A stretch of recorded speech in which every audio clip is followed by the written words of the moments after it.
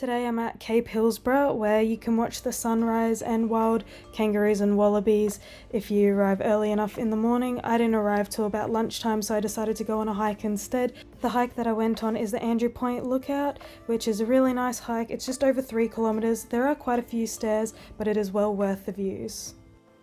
Might try walking up into that cave and see what's there, except there's a little bit of rock climbing involved. Whoa. Look at that.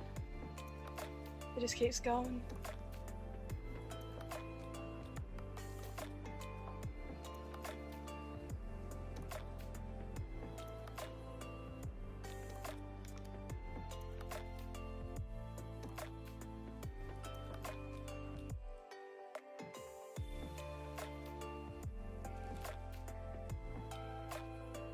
So my GoPro died yesterday, and I knew it was going to happen sometime soon because when I took it to like Mackenzie at Fraser and I put it underwater, like it wasn't really waterproof anymore, which go figure. So yesterday when I took it in the water, it completely died. So I've bought a GoPro now and I'm getting it shipped to the post office in Airlie Beach. So I'll pick it up in a couple days. But yeah, at the moment we're just using the phone, so sorry for the bad quality.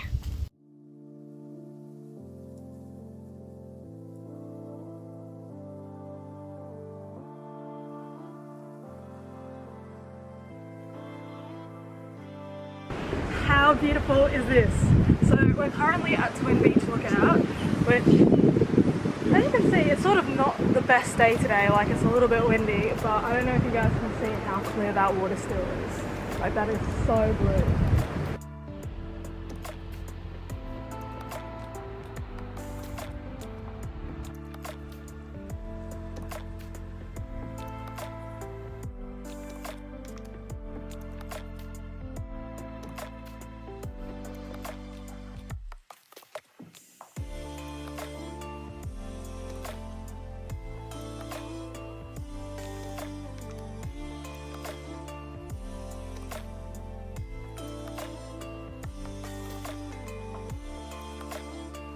So at low tide, all that water won't be there, and apparently you can walk over. That's Wedge Island.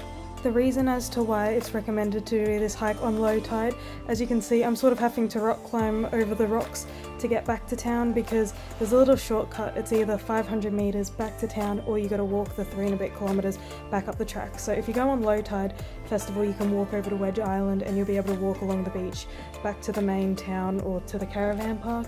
But obviously I didn't do that, so I had to do a little bit of rock climbing, but that was a lot of fun still. So yeah, you can still make it across at high tide, but just be careful. There'll be a few sharp rocks and, you know, it's not 100% ideal. There is also a couple beach four-wheel drive tracks at Cape Hillsborough as well. As you can see, there were some bits which were a little bit muddy, and there are some salt flats that I ran into that I decided to turn around and not go on. But there is also camping in here too, if you're looking at cheap camping, just national park fees.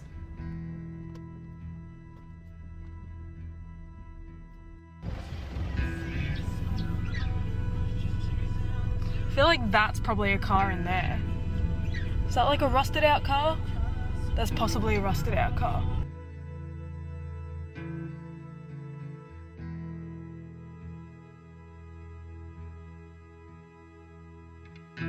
I ended up finding a hose in the park, so I ended up giving my car a little bit of a hose.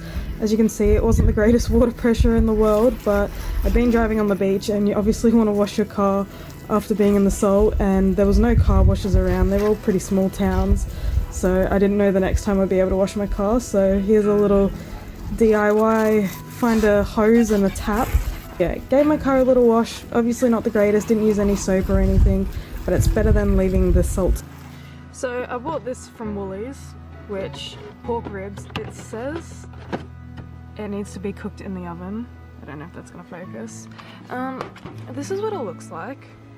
I don't know, I reckon if I like chop it up, I might be able to do it on the barbecue. We're gonna see. And there's a barbecue over there, so I'm gonna use somebody else's gas instead of mine to cook this, because I'm gonna cook it slow. I do have aluminium foil, whatever you want to call it. So I'm gonna try to like wrap it to like create like a little house over the top. but we'll see how it goes. I've chopped it up into like the rib size pieces, so hopefully this is gonna cook a little bit easier, but we'll see. But if this works, that isn't bad for 10 bucks, like ribs for $10 while camping.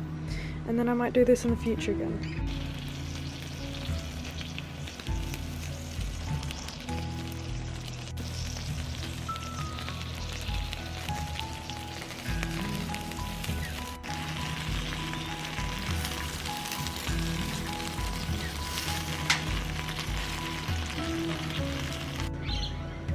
Alright, so I can confirm that you can cook barbecue ribs, like the one that you get from Woolworths, on a barbecue, because this is so good.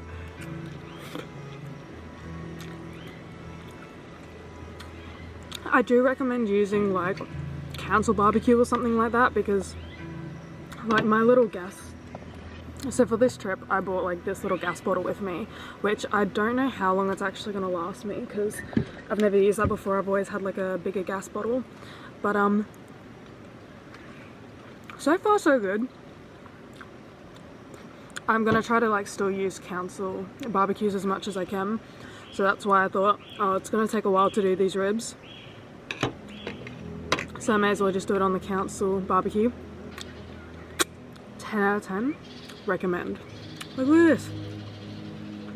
Holy shit. So much better than like sausages.